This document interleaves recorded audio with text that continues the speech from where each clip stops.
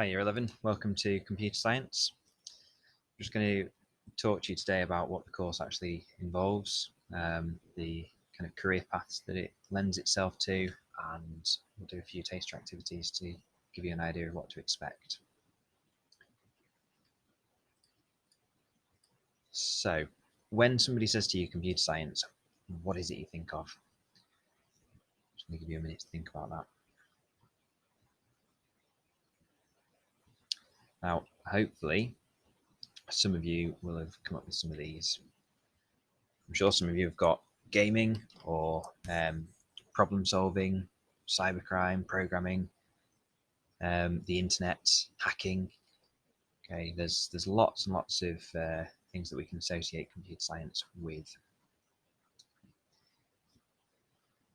So, why is it important? Okay, why should you choose to study computer science? I think the obvious thing is that technology is absolutely everywhere. Okay, it's embedded in every part of society. Okay, there are devices that you'll have in your houses now which 10, 15 years ago wouldn't contain anywhere near the same levels of technology as they do now. And as a result of that, computer science has been used to help solve some of the biggest problems in the world. Okay, if you think about the current the pandemic at the moment, the reason that we're doing this video remotely. Okay, if you think all of the modelling, all of the analysis that the scientists are doing, this is all supported by the use of computer science. And there are many other areas in which computer science is used as well. Okay, we've got a list of some of them on the board for you. Access to education, that's a prime one. That's what we're doing at the moment. There's been lots of working remotely over the last few months, and I'm sure it will continue over the next few months. Identifying and protecting against cyber threats, global warming. Okay, what can we do to try and reduce the effect of global warming? So again, that comes down to data modeling. What can we do? What impact will, if we reduce emissions in this area, what impact is that going to have on global warming? We can model that. Okay. Now, computer science and kind of the IT industry is actually it's one of the biggest growing industries that exists at the moment. You can see there, you can see the level of growth that has occurred over the last 10 years or so. This is projected to continue. If you think of the computer games industry alone, that is bigger than the film and music industries that are combined. Okay, so we think about all of the people that are employed in film and music, all of the revenue that's generated by that. The computer games industry is bigger. So skills in computer science, the skills that we develop, they can offer you, or they'll open up to you, a huge range of jobs. There's computer science or IT elements in almost every single job sector, and the skills that you learn on the computer science course, they're transferable. Okay, so problem solving is a massive part of computer science. Okay, logical thinking, those are skills that you can apply in a wide range of jobs, ranging from obviously the obvious ones: gaming, agriculture, advertising, film, tourism, medicine, marketing, defense, cybersecurity, manufacturing. These are all industries where IT and computer science skills can be transferred into. So the course itself, it covers it's very similar to the structure of the GCSE course, for those of you who've done that or studying that. We look at the internal computer components, cybersecurity, data representation, the effect of technology on society, including the kind of the environmental impact and cultural impact. Obviously, we study programming. You get the choice of programming language at A level. A lot of students this year are looking at C# and Visual Basic because they've already got a good foundation in Python programming. And we study networking, internet, including cybersecurity, software development. So the structure of the course is very similar to GCSE, but the level of depth that we go into is completely different. Okay, the course, you will study the AS first. So you'll sit your AS exams at the end of year 12. 2 papers. Paper 1 is computer systems, paper 2 is computational thinking, algorithms and programming. Both papers are an hour and 15 minutes long, and both papers are worth 50% of your AS grade. There's no coursework element in year 12, it's purely exam based. You'll then sit 2 further exams at the end of year 13, and those are your A-level exams. Each one of those is 2.5 hours long. Each one of those exams is worth 40% of your A-level grade. And on top of that, you will have a practical programming project to complete, which is actually, we tend to start that at the end of year 12, and that goes on into year 13. This is worth 20% of your marks and 20% of your final grade. And there's no set task. This is your opportunity to be creative. You have to identify a problem and design and develop and test a solution to that problem. So some of my year 13s this year are creating games. They're recreating retro style games. I've had people in the past who have designed websites and other people who've created apps. So this is completely varied. It's a very independent piece of coursework. It's something that you'll be tackling. Most of it will be tackled outside of lesson time. But it's an opportunity for you to get stuck into something that you've got a real interest in. So, moving on. We're going to look at a couple of example tasks just to give you an idea of the types of things that you're going to be learning. So, this task is to do with compression and a particular method of compression called run length encoding. So I've got a question which hopefully by the end of this you'll be able to answer. And that question is run length encoding a suitable compression algorithm for the storage of photographs? So in order for us to answer this question, there's a few key things that we need to understand first. Firstly, we need to know what is compression. Okay, so if we compress something, think about squashing a sponge or something similar, we make it smaller. So when we apply compression to a file, like a photograph in computer science, that's the process of making that file smaller, so it takes up less space. So the next part of that is, well, why is that important, particularly when storing photographs? Or sorry, what is important when storing photographs? Now, we want a small file size, but we want to make sure that we still maintain a high quality photo, high quality image.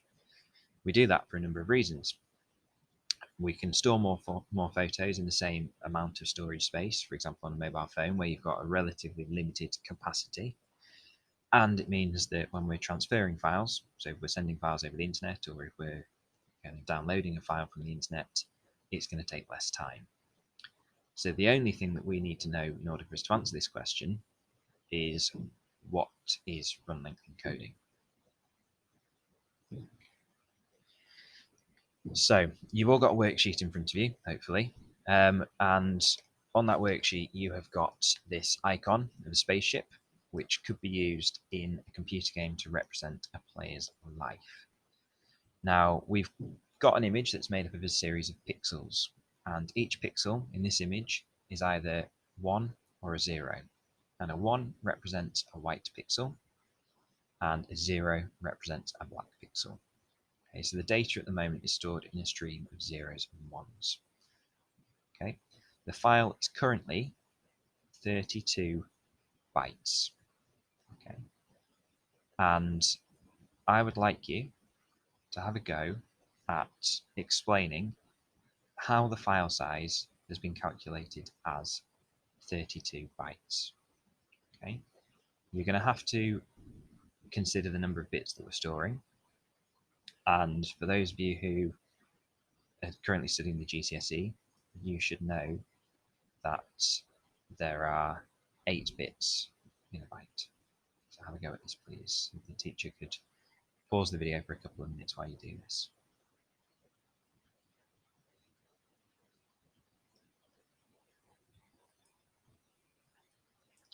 So hopefully you've had a go at that now. And if we look at the number of bits that we've got here, the image is a 16 by 16 grid, which gives us 256 bits in total.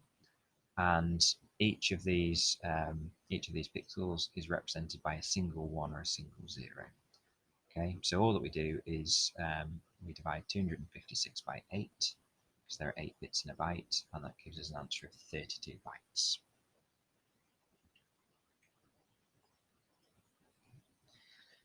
So there's now a video which I've included a link to in the description for this video. So whoever the teacher is in the room, if they could pause this again and play the run length encoding video for you to watch, that would be appreciated.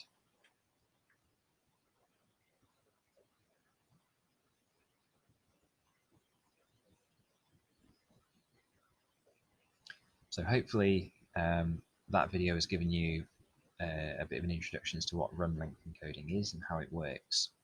Now that you've watched that video, referring back to the image that we've still got on the screen, could you first of all explain how run length encoding could be used to compress the file? Okay, so if we could just pause that for a moment. And then secondly, I would like you to illustrate the data as if it was stored. So if you turn your pages over, you've got the table showing the bit stream. I would like you to complete the table showing the run length of each bit.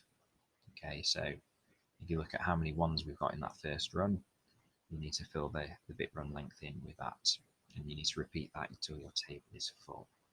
So if your video could be paused again for a few minutes while you have a go at that, please. So hopefully you'll have identified that the first run length was 34 bits, followed by 4, 11, 5, 12, 4, 15, 6, 10, 7, 8, 11, 5, 11, 6, 7, 9, 6, 7, 4, 11, 5, 12, 4, and then finally 42. Now, the run length has to be stored in binary. Okay, we'll come on to what binary is in a second, just in case you haven't come across it before. What we need to look at is we need to establish what the largest run length is. So on our list, okay, the largest run length that we got is 42. So we know that we need to use enough binary bits to store the number 42. Now, to do that in binary, okay, we need to use 6 binary bits. Now, just in case you're not familiar with binary, or as a refresher, to work out the what a binary number is in its decimal equivalent or vice versa, we need to look at our place values. Now, binary is different to denary. Okay, in denary we use a base 10 number system, and we start with units, tens, hundreds, thousands, and we go up by a power of 10 each time we add an extra digit to the number. Binary is a base 2 number system, and instead of going up in multiples of 10 each time, we go up by multiples of 2. So the first number that we are working with is the first bit is worth 1, and then 2, and then 4, and 8, and 16, and 32. Now, the number that we need to represent is 42. To make 42, we have 32 and 8 and 2. Okay, and that gives us 42, which was the largest number that we needed to represent. It wouldn't have been possible to use just 5 bits. The largest number we can represent with 5 bits is 31. Okay. So what I'd like you to do next is to pause the video, and alongside the bit run lengths and the bit values that you have on the back of your sheet, I would like you to work out the binary that we would use to store that in a compressed file. Okay, so the first one is the one that's on the screen. Okay, we need to store 34 because that's our first run length. That would be 1, 0, 0, 0, 1, 0. If you can have a look at the other numbers for me, please, and this will then continue in video 2.